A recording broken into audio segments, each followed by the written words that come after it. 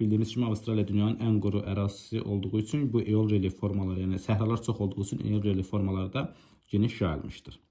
Biz Avstraliyanın mərkəzi hissələrinə diqqət yetirsək, Avstraliyanın mərkəzi hissəsi də əsasən belə deyim, müəyyən əsas yaylalardan ibarət olan ərazi hesab olunur və burada quru ərazi olduğu üçün əsasən arid denudasyon relyef formalarına, müvəqqəti axarların yaratdığı arid denudasyon relyef formalarına, həmçinin küləyin yaratdığı eol relyef formalarına geniş formada biz rast gələ bilərik.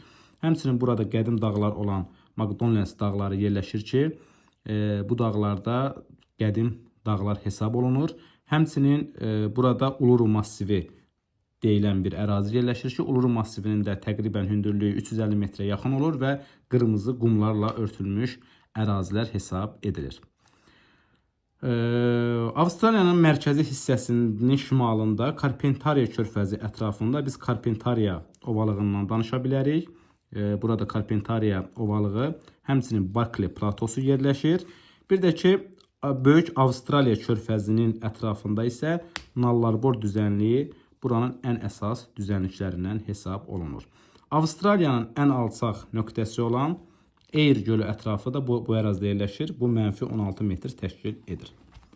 Avstraliyanın şərq hissəsinə baxsaq, Avstraliyanın şərq hissəsində Avstraliyanın ən böyük dağları olan Böyük Su Ayrıcı dağları yerləşir.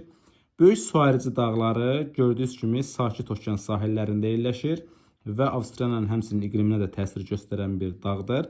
Böyük Su Ayrıcı dağlarında ən hündür zirvəsi Kostuşko zirvəsidir, 2228 metrdir və Böyük Su Ayrıcı dağları qədim dağlardır, Paleozoy erasında yaranmışdır.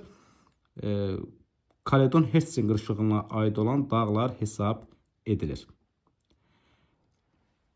Deməli, Avstraliyada həmçinin biz mərkəzi ovalıqlardan danışa bilərik. Adı mərkəzi ovalıq olsa da, əslində materikin şərq hissəsində yerləşir və çökmə suxurlardan ibarət olan ərazidir. Həmçinin Murray və Darling çaylarının gətirdiyi çökmə suxurlardan formalaşan biz burada Murray-Darling ovalığında buranın əsas relyef vahidinə aid edə bilərik. Bayaq qeyd etdiyimiz kimi Avstraliya ərazisi təbii sərvətlərlə çox zəngin olan bir ərazidir. Xüsusən filiz faydalı qazıntıları burada zəngindir. Dəmir, boksit, uran, qızıl kimi ehtiyatlar buranın əsas təbii sərvətləridir.